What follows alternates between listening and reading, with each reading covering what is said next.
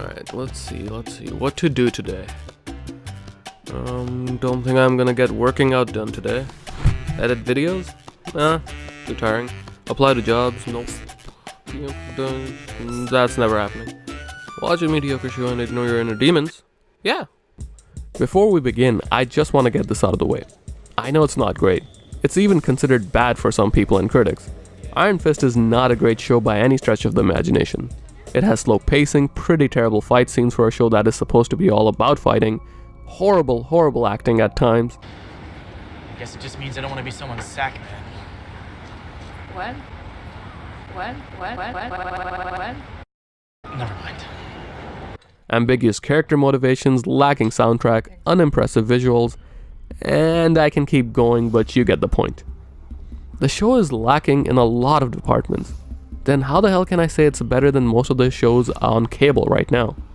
Well, that's because the majority of cable shows are now somehow even worse. I know I'm not the only one to think so. Recent surveys seem to indicate that 1/3 of TV audiences believe that shows are getting dumber and dumber by the year.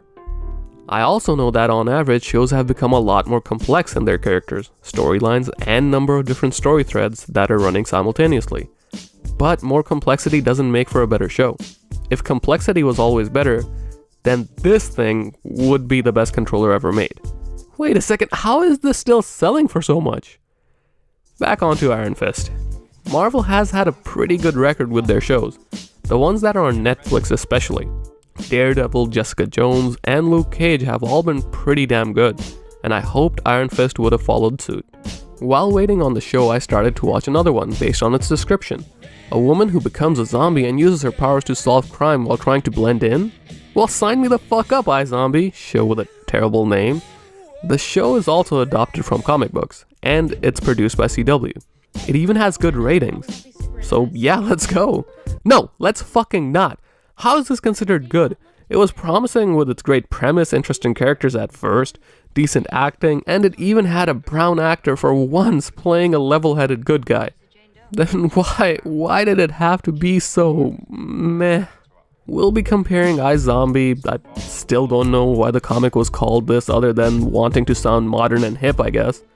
We'll be comparing it to Iron Fist and trying to figure out why iZombie, a critically acclaimed cable show, is somehow worse than Iron Fist, a critically panned Netflix-produced show.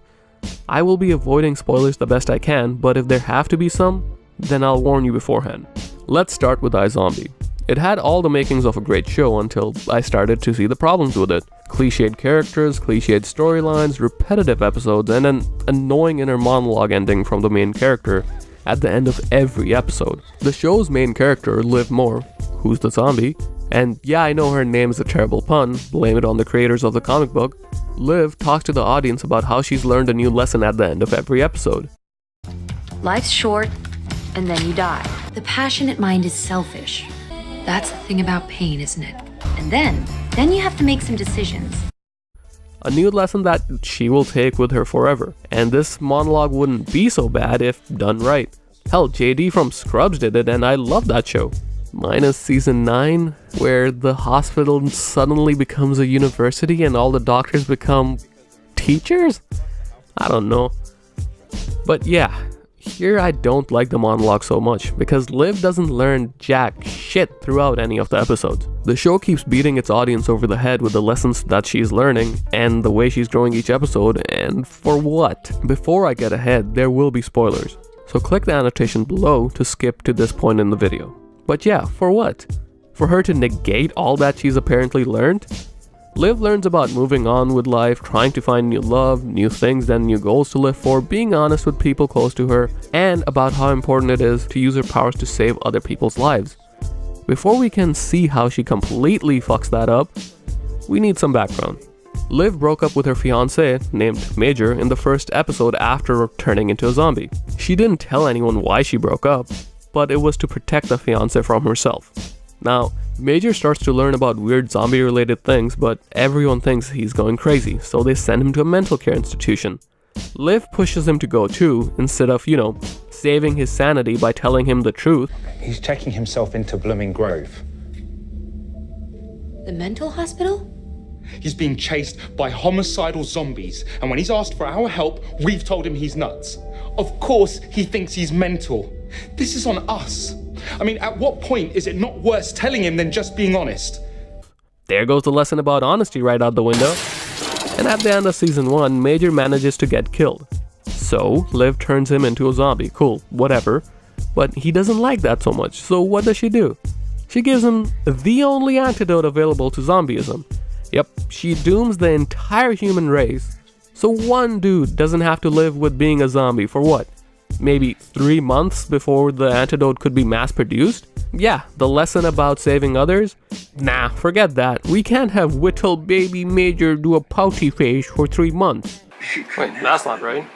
But you turned me into a zombie without my permission. Rather than watch you die. You know what I want? It sounds good to me. Brains. Human brains. Okay. So you eat them, don't you? Yeah, that's about right. The entire show is filled to the brim with boneheaded decisions like this, from many characters. Not just Liv. Characters make decisions that most people would not make.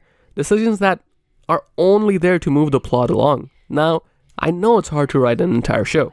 To write around a major character's death is even more difficult.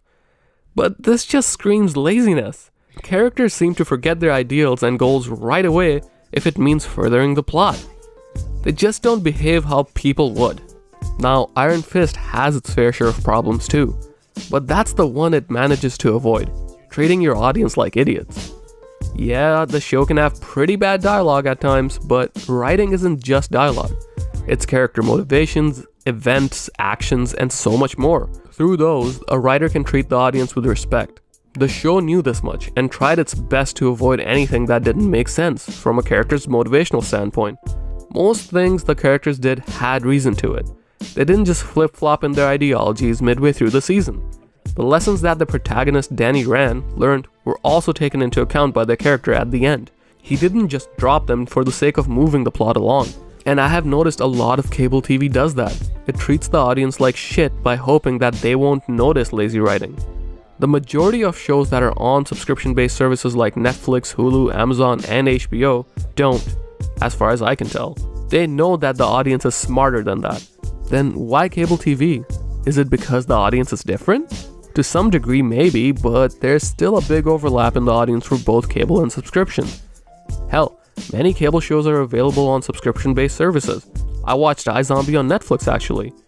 Okay, so if that's not it, is it because the corporations behind the shows behave differently? Maybe, but probably not either. Every company behind shows wants profit and dedicated viewers for their shows. Then is it because that's just how network TV execs be? I don't know, maybe? I honestly don't know the reason, but it's still annoying that shows on two different mediums seem to be judged so differently. Iron Fist is certainly not amazing, but it's nowhere near as bad as what iZombie does with its writing. Maybe writing isn't as big of an issue to critics, but most of the times a show's most important aspect is its story and how it tells it. If it fails at that, then it fails at a fundamental level, and that's a sign of a pretty terrible show. I'm not saying that we should be more lenient towards shows on subscription-based models, but I am saying that we should probably be a little more tougher on shows that are on cable TV. Regardless, I will watch season 2 of the shit show that is iZombie, because I want to see if it gets worse or not. Maybe season 2 fixes everything wrong with it. Probably not, in which case I'll drop it within 4 episodes. But that's it for Mouthpiece. And hey, if you enjoyed this video, then you might like some of our others. We talk about a lot of different things, and we are trying to make a lot of different type of content. For now, thanks for watching. What?